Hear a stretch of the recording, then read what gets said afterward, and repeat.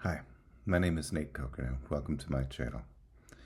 I'm a therapist, and one of my duties as a therapist is to give people a diagnosis of the supposed problem or disorder which they are suffering from. The truth, however, is that there is only one problem. It is the same problem that has been responsible for every instant of suffering, no matter the degree of suffering. That problem is that the patient believes that they are separate from everything else they see. Every instance of self-hatred or of hatred towards another, every single pang of anxiety, both big and small, every sickness from stage 4 cancer down to a paper cut, is a direct effect of this one and only problem that we suffer from. Even death is a symptom of this problem. I give all of my patients an adjustment disorder diagnosis, by the way. The fact that we all appear to carry around with us our special set of problems, ones that we believe are unique to us, is itself a tool of the ego to prove to us how different we are from one another. That is all a ruse of the ego, the voice in our heads that rose up as a separate false identity, and its only real objective is to keep us in suffering while it runs out the clock to death. Yes, that sounds pretty evil, but here's the rub. The ego itself does not exist. It is not true.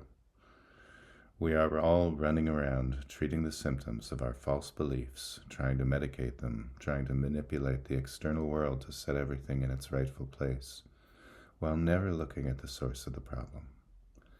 It wasn't a good idea to separate, but the fact that we separated isn't the problem, because that act, according to God, our Creator, was inconceivable.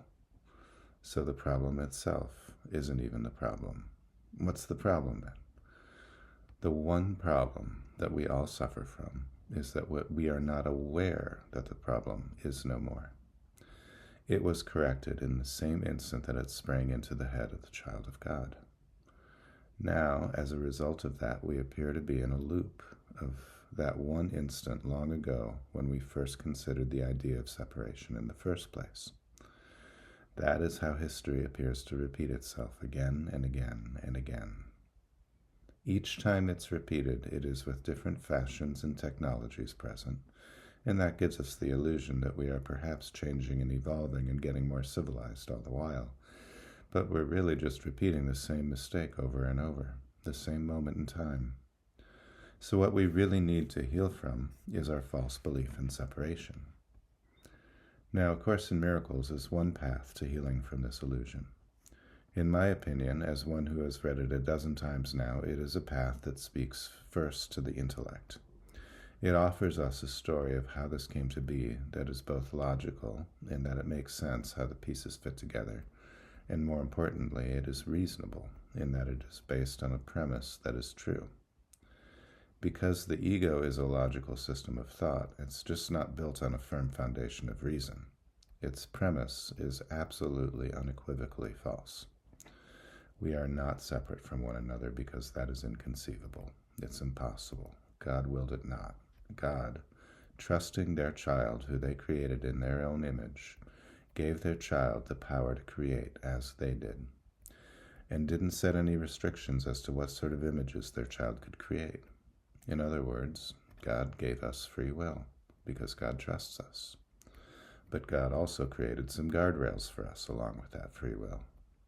We can create the images of separation, but we can't make them true. Essentially, God vested us with the power to fantasize right there, to make up another world in our heads where this thought of separation could play out. It's called a dream or an illusion.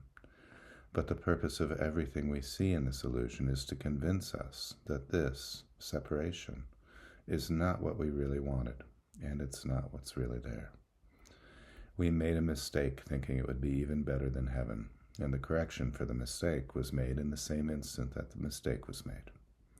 The correction being the undoing of the belief in separation. And nothing that we've ever done here in this illusion has had any meaningful effect on reality, simply because it did not happen in reality. It is the ultimate get-out-of-jail-free card. We are all innocent on a technicality that this world isn't real in the first place, but it's a pretty significant technicality nevertheless. Imagine you dreamed last night that you killed your boss in a fit of rage. Imagine you're so racked with guilt that you go straight to the police station and confess to the murder. Now imagine the cops take down the name and address of your boss and head over to the crime scene, where they find that your boss is very much alive. Well, do they let you go? Yeah, they let you go. You didn't murder anyone outside of the dream. It's not the type of technicality that should be overlooked. Thank God for due process, eh? A Course in Miracles, I often say, is a book about our psychology more than anything. The words attributed to Jesus in the Bible were often spoken in parables or stories that symbolized psychological lessons, giving a new meaning to hypothetical stories. Now that we have advanced far enough in our intellects to understand a bit more about psychology and physics, Jesus has come back again to clarify what's true in a language that we can understand with our advanced knowledge. And he wrote a book that is fairly consistent with what mainstream psychology has been saying. That our problems are all in our heads. We can change our beliefs about what is true to what is actually true, and all of our problems will disappear in this undoing. It's also a course very much like the courses you took in high school or college. It is essentially a textbook. The main text lays out the theoretical knowledge that we need to learn, and in the back there is a workbook where we apply the knowledge through practices and exercises that help us to integrate it and understand it more by solving problems using its theoretical basis. What I'm saying is that A Course in Miracles is the most practical path to healing that I've come across yet, and the most effective. At least it has been that way for me. But it's not claiming to be the only path back to truth. In the beginning of the Manual for Teachers, it says this, quote, "This is a manual for special curriculum intended for teachers of a special form of the universal course. There are many thousands of other forms, all with the same outcome. They merely save time. Yet it is time alone that winds on wearily, and the world is very tired now. It is old and worn and without hope. There was never a question of outcome, for what can change the will of God? But time, with its illusions of change and death, wears out the world and all things in it.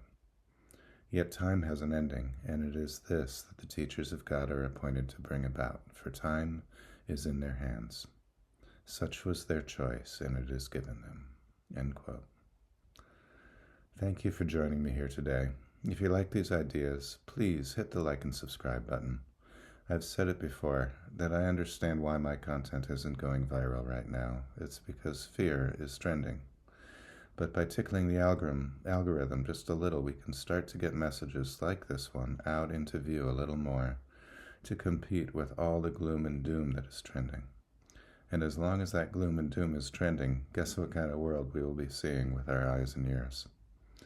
I wish you all a beautiful day filled with blessings and miracles. Bye for now.